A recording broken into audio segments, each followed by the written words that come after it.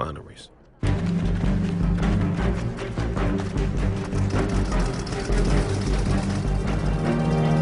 all look around. Everyone knows this won't be a milk run.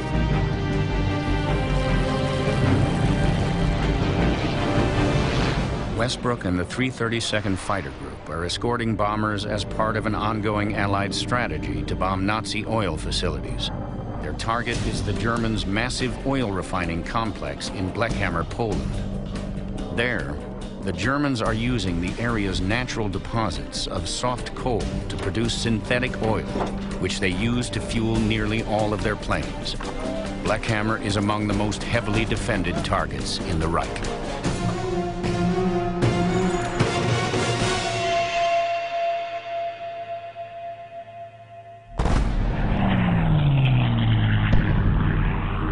The amount of flak is unbelievable. There's so much anti-aircraft fire and smoke screens. It's hard to see anything. Some smoke clouds are so dense, like a thunderstorm from hell, just sitting in the sky. Our bombers are completely disappearing in them. As the B-17s finish their drop and begin to turn back, German fighters close in. There's no time to feel, only time to react. Our big bombers are like sitting ducks, so it is up to us to protect them. It's time to do our job. To protect the bombers, Westbrook and the other pilots are drawn into tense air-to-air combat with German fighters, running dogfights that drag the American pilots from 20,000 feet to below 5,000. Dogfights only last a matter of minutes. The amount of time it takes to empty the 1,200 rounds of 50 caliber ammunition in each plane.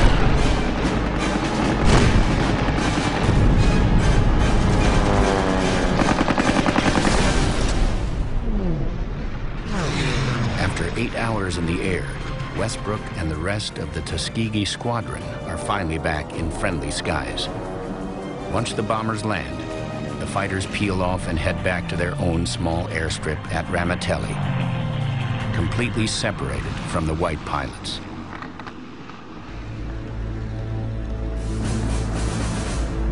When I'm flying, all I can think about is what I'm doing. The responsibility is exciting. But when I get back here, the reality of the danger hits me. This is serious business. We're on the beach and resting when a single landing craft appears.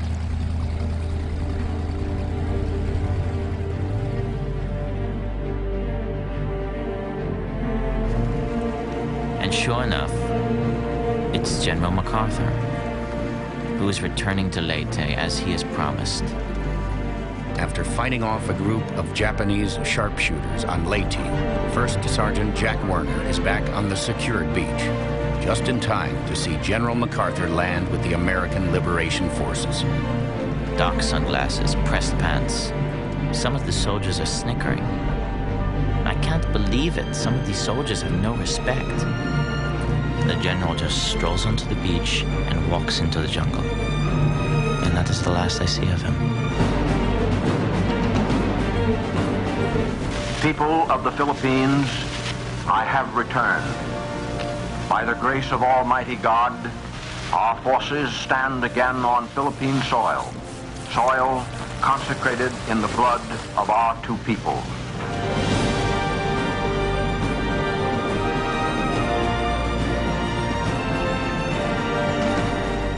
We have come dedicated and committed to the task of destroying every vestige of enemy control over your people. The hour of your redemption is here.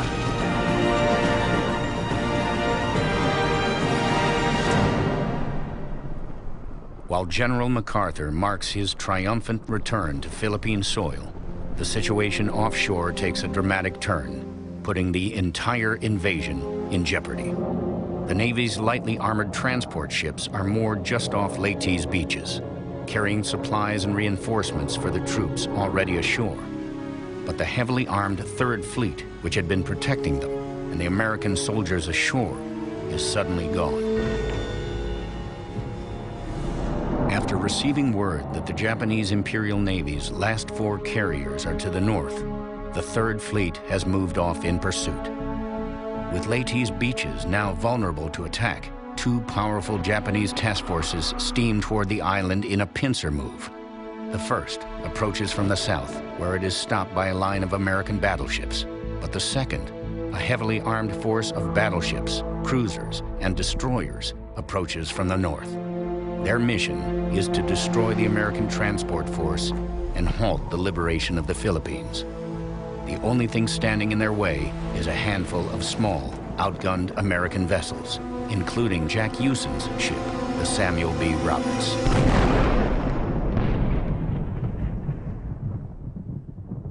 We're looking out at the sky about 70 miles towards the horizon, and we can see lightning and hear thunder.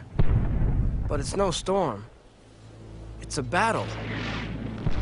Over the loudspeaker, the captain says, "Uncover all guns. This is not a drill. This is for real." We have no idea what's happening.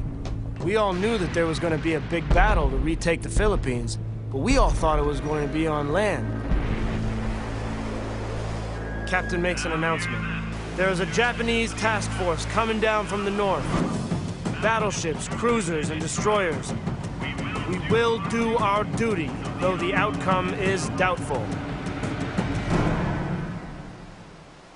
The outcome is doubtful? What does that mean?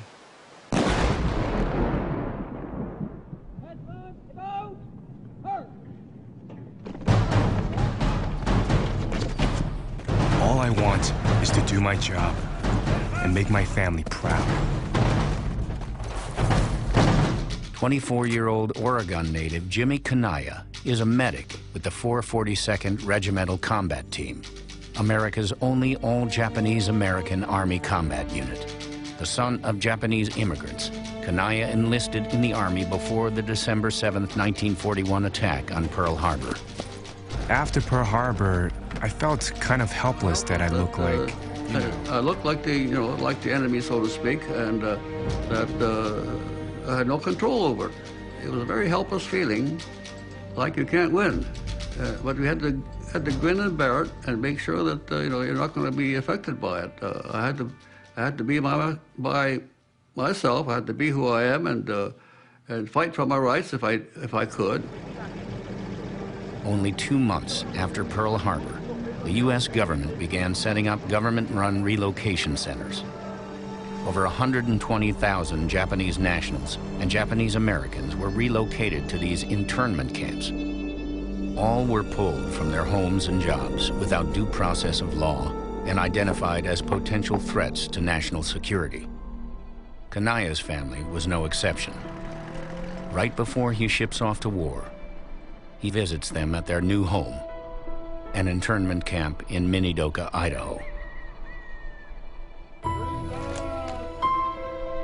It gives me an uneasy feeling, like being in a prison camp. It's full of hastily built, constructed tar paper shacks, and there are very minimal amenities. Seeing that gives me more of a reason to want to prove to our country that we're just as loyal as the average citizen. It gives me more of a reason to want to fight. While some Army divisions fighting in Europe are filmed in color, the overseas combat action of Kanaya's 442nd Regimental Combat Team is filmed in black and white.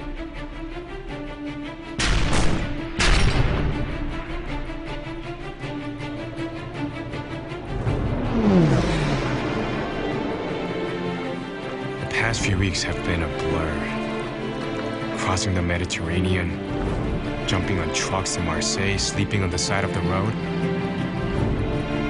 It would actually be kind of nice to be in a foxhole again. After proving their fighting ability in an impressive campaign against the Germans in northern Italy, Kanaya and the 442nd are now in combat in the mountainous region along the French-German border. Here in the Vosges Mountains, Hitler's forces are doing their best to slow the Allied army's advance into Germany. Because of the region's steep cliffs and dense forests, American tanks, artillery, and air power are virtually useless. It's the ideal terrain for the Germans to make a stand, their backs against their homeland. These mountains are impossible to move through. The Germans could be just about anywhere out here. As Kanaya and the 442nd approach the hill town of Briere, they come under heavy shelling.